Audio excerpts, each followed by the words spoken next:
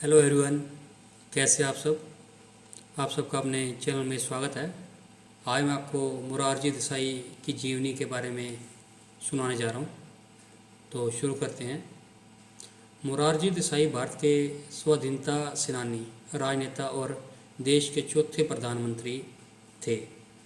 वह प्रथम प्रधानमंत्री थे जो भारतीय राष्ट्रीय कांग्रेस के बजाय अन्य दल से थे। वही एकमात्र व्यक्ति हैं जिन्होंने भारत के सर्वोच्च सम्मान भारत रत्न एवं पाकिस्तान के सर्वोच्च सम्मान निशान ए पाकिस्तान से सम्मानित किया गया था। वह 81 वर्ष की आयु में प्रधानमंत्री बने थे। इसके पूर्व कई बार उन्होंने प्रधानमंत्री की बनने की कोशिश की, परंतु असफल रहे। लेकिन ऐसा नहीं है कि मोरारजी प्रधानमंत्री बनने के काबिल नहीं थे। वस्तुतः वह दुर्भाग्यशाली रहे कि वरिष्ठतम नेता होने के बावजूद उन्हें पंडित नेहरू और लाल बहादुर शास्त्री के निधन के बाद भी प्रधानमंत्री नहीं बनाया गया। मोरारजी देसाई मार्च 1977 में देश के प्रधानमंत्री बने, लेकिन प्रधानमंत्री के रूप में इनका कार्यकाल पूर्ण नहीं हो पाया। चौधरी चरण सिंह से मतभेदों के चलते उन्हें प्रधानमंत्री पद छोड़ना पड़ा। अब आपको उनका जीवन परिचय सुनाते हैं। मोरारजी देसाई का जन्म 29 फरवरी 1896 को गुजरात के बदेली नामक स्थान पर हुआ। उनका संबंध एक ब्राह्मण परिवार से था। उनके पिता रणछोड़ देसाई भावनगर में एक स्कूल अध्यापक थे। वह अवसाद से ग्रसित थे, अतः उन्होंने एक कुएं में कूदकर अपनी लीला समाप्त कर ली। पिता की मृत्यु के तीसरे दिन मोरारजी देसाई की शादी हुई। मोरारजी देसाई की शिक्षा दीक्षा मुंबई के एल्फिस्टन कॉलेज में हुई, जो उस समय काफ़ी महंगा और खर्चीला माना जाता था। अब आपको उनके व्यावसायिक जीवन के बारे में बताते हैं। मोरारजी देसाई ने मुंबई प्रोविंशनल सिविल सर्विस हेतु आवेदन करने का मन बनाया, जहां सरकार द्वारा सीधी भर्ती की जाती थी। जुलाई 1917 में उन्होंने यूनिवर्सिटी ट्रेनिंग कोर्स में प्रविष्टि पाई।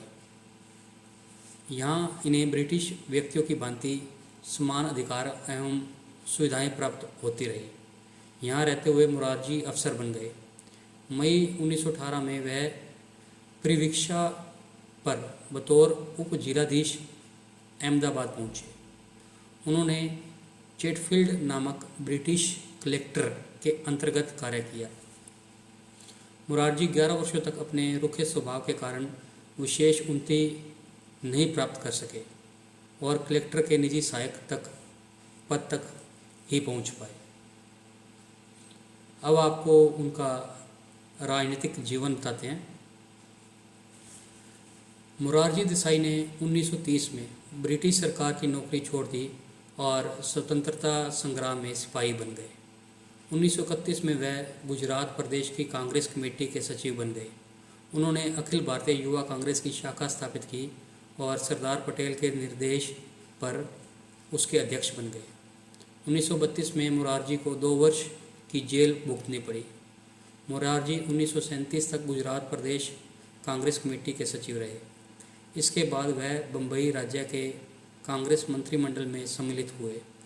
इस दौरान यह माना जाता है कि मोरारजी देसाई के व्यक्तित्व में जटिलताएं आई। वह स्वयं अपनी बात को ऊपर रखते हैं और सही मानते हैं। इस कारण लोग उन्हें व्यंग से सर्वोच्च नेता कहा करते थे। मोरारजी को ऐसा कहा जाना पसंद भी आता। गुजरात के समाचार पत्रों में प्राय उनके इस व्यक्तित्व को लेकर व्यंग भी प्रकाशित होते थे। कार्टूनों में इनके चित्र एक लंबी छड़ी के साथ होते थे, जिसमें इन्हें गांधी टोपी भी पहने हुए दिखाया जाता था। इसमें व्यंग यह होता था कि गांधी जी के व्यक्तित्व से प्रभावित, लेकिन अपनी बात पर अड़े रहने वाले एक जिद्दी व्यक्ति। स्वतंत्रता संग्राम में भागीदारी के कारण मोरारजी देसाई के कई वर्ष जेल में गुजरे। देश की आज़ादी के समय राष्ट्रीय राजनीति में इनका नाम वजनदार हो चुका था, लेकिन मुरारजी की प्राथमिक रुचि राज्य की राजनीति में ही थी। यही कारण है कि 1952 में इन्हें बम्बई का मुख्यमंत्री बनाया गया। इस समय तक गुजरात तथा महाराष्ट्र बम्बई प्रेवेंसी के नाम से जाने जाते थे और दोनों राज्यों का पृथक गठन नहीं हुआ था। 1967 में इंदिरा गांधी के प्रधानमंत्री बनने पर मुरारजी को उप प्रधानमंत्री और गृह मंत्री बनाया गया। अब आपको मुरारजी के प्रधानमंत्री पद के बारे में बताते हैं। अमेरिकी राष्ट्रपति जिमी कार्टर के साथ मुरारजी देसाई का एक चित्र भी बहुत प्रचलित है। पंडित जवाहरलाल नेहरू के समय कांग्रेस में जो अनुशासन था वह उनकी मृत्यु के बाद बिखरने लगा। कई सदस्य स्वयं को पार्टी से बड़ा समझते थे। मुरारजी देसाई भी उनमें से एक थे। श्री लाल बहादुर शास्त्री ने कांग्रेस पार्टी के वफादार सिपाही की भांति कार्य किया था। उन्होंने पार्टी से कभी भी किसी पद की मांग नहीं की थी, लेकिन इस मामले में मुरारजी देसाई अपवाद में रहे।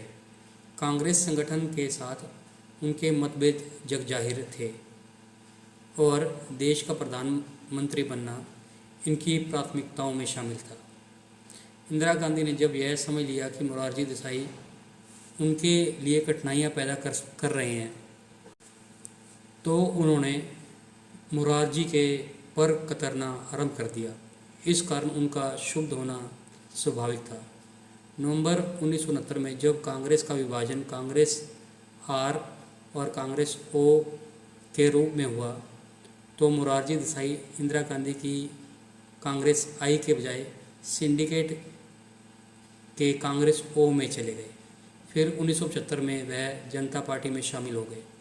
मार्च 1970 में जब लोकसभा के चुनाव हुए तो जनता पार्टी को स्पष्ट बहुमत प्राप्त हो गया, परंतु यहाँ पर भी प्रधानमंत्री पद के दो अन्य दावेदार उपस्थित थे, चौधरी चरण सिंह और जगजीवन राम। लेकिन जयप्रकाश नारायण, जो स्वयं कभी कांग्रेसी हुआ करते थे, उन्होंने किंग मेकर की अपनी स्थिति का लाभ उठाते हुए मुरारजी देसाई का समर्थन किया। इसके बाद 23 मार्च 1970 को 81 वर्ष की अवस्था में मुरारजी देसाई ने भारतीय प्रधानमंत्री का दायित्व ग्रहण किया।